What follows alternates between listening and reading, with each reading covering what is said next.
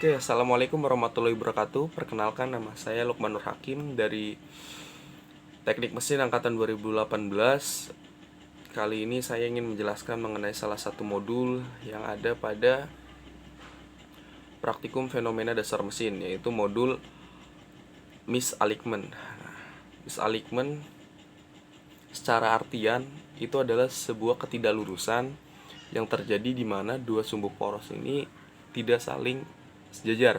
Nah, jadi ketika sebuah sumbu poros ini tidak sejajar pada sambungannya, ini akan mengakibatkan beberapa hal. Mulai dari bergetar. Jadi si mesin ini ketika dua poros ini tidak berhubung dengan baik sumbunya, itu akan bergetar yang pertama. Yang kedua, bisa mengakibatkan patahan. Dan yang ketiga, dapat mengakibatkan panas yang berlebih pada kopling. Nah, dan selanjutnya itu bakal mengakibatkan keausan juga nih apabila si poros yang sama-sama berputar ini namun sumbunya tidak sama. Oke.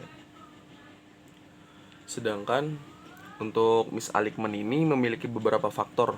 Nah, faktor-faktor ini sebenarnya ada beberapa. Yang pertama itu faktor internal, yang kedua faktor internal, dan yang ketiga faktor gerakan mesin. Nah, pada faktor internal ini yang mempengaruhi terjadinya sebuah misalignment adalah tekanan dan cairan atau pelumas yang ada di dalam mesin tersebut. Nah, itu untuk faktor internal.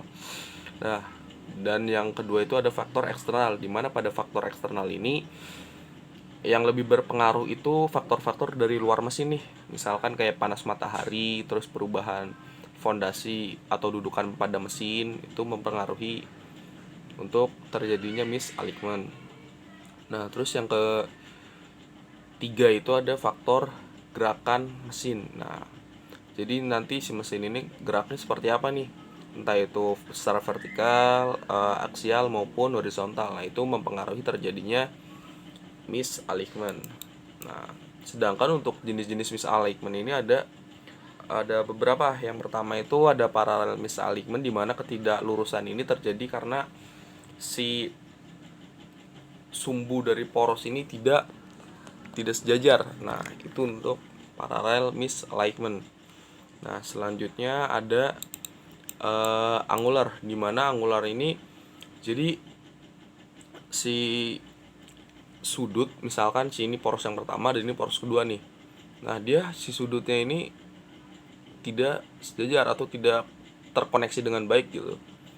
Misalkan ini keduanya dihubungkan dengan roda gigi, nah yang sama-sama berputar, namun salah satunya ini sudutnya ini mungkin ada yang bergeser atau bagaimana, itu yang disebut dengan angular misalignment. Terus yang ketiga itu ada combine.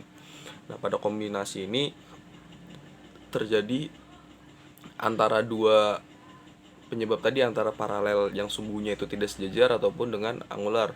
Nah, jadi kombinasi antara keduanya.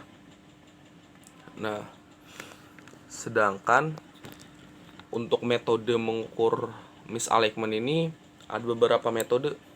Nah, pada metodenya ini terbagi menjadi tiga. Yang pertama itu visual, yang kedua itu menggunakan metode dial indikator, dan yang ketiga ini metode laser. Nah, pada pengamatan visual itu hanya menggunakan mistar atau penggaris. Jadi kita bisa ukur nih langsung nih, misalkan sambungannya porosnya ini udah sejajar atau tidak dengan menggunakan metode penggaris. Nah, namun ini kurang efektif karena kurang akurat dalam pengamatannya. Terus yang kedua ada metode dial indikator.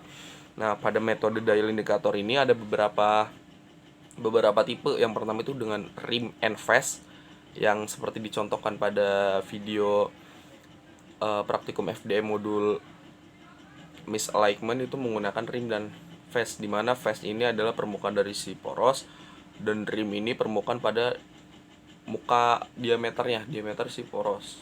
Nah, terus ada reverse, dan yang terakhir ada cross dial. Itu untuk metode menggunakan dial indikator.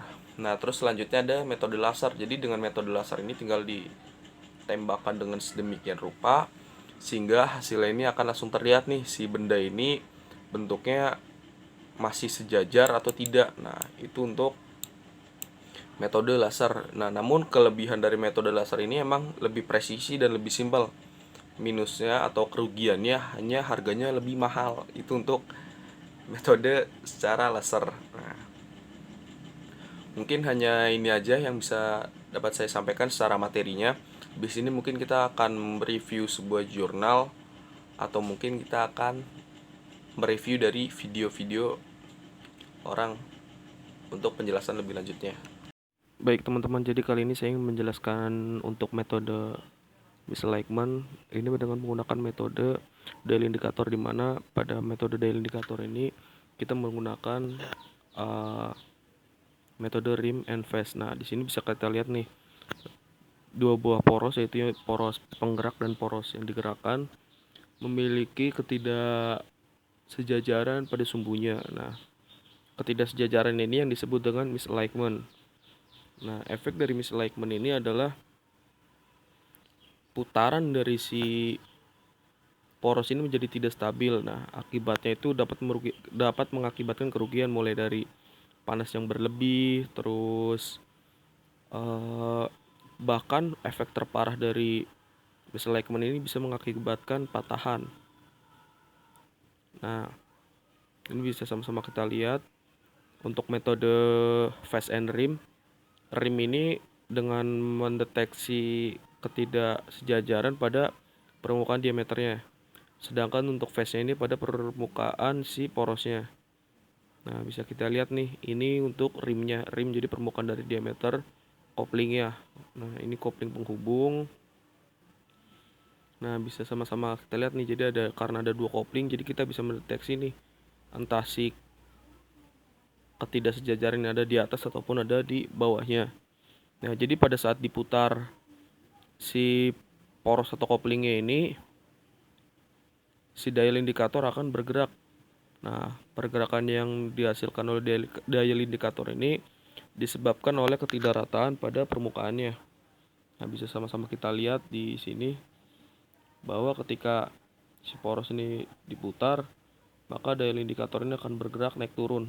Nah, pada sensor ini akan naik turun, dan pada displaynya akan jarumnya ini akan bergerak teman-teman. Nah, bisa kita lihat nih, si jarum ini bergerak naik turun. Itu menandakan bahwa ada sebuah ketidakrataan dari si porosnya. Nah, setelah angka dari dial indikator ini sudah didapat, maka harus kita catat untuk menentukan langkah lebih lanjutnya. Nah, di sini langsung diberitahukan bahwa angka dari dial indikator itu adalah 0,002 inch untuk nilai dari misalignment atau ketidaksejajarannya. Nah, itu yang pada kopling. Nah, selanjutnya dilakukan pengujian pada bagian lain, yaitu pada porosnya. Nah, sebelum melakukan pengujian bisa dilihat nih, di sini ada kemungkinan dari misalignment itu bentuknya seperti apa. Itu mulai dari porosnya bengkok, atau mungkin si poros ini emang bergeser teman-teman. Nah, selanjutnya nih pada porosnya harus diukur juga teman-teman. Nah, ini menggunakan metode rim karena hanya ada di permukaan si porosnya. Nah, kita sama-sama bisa lihat nih teman-teman bahwa si dial indikator ini jarumnya mulai bergerak lagi. Itu mendeteksi adanya ketidaklurusan. Nah, untuk ketidaklurusan ini sebenarnya setelah didapatkan hasil dari indikator harus dihitung kembali, dan dari hitungan itu nanti bisa diketahui nih bahwa untuk solusinya itu harus bagaimana. Karena biasanya untuk metode dial indikator ini harus dihitung, dan trouble atau masalah yang sering terjadi itu ada pada kaki-kaki atau dudukan dari si mesinnya. Kalau misalkan terlalu tebal berarti harus kita kurangi, dan apabila terlalu tipis berarti harus kita tambahkan untuk si fondasinya ini. Mungkin hanya ini saja yang dapat saya sampaikan, kurang lebihnya mohon maaf. Bila taufiq hidayah. Assalamualaikum warahmatullahi wabarakatuh.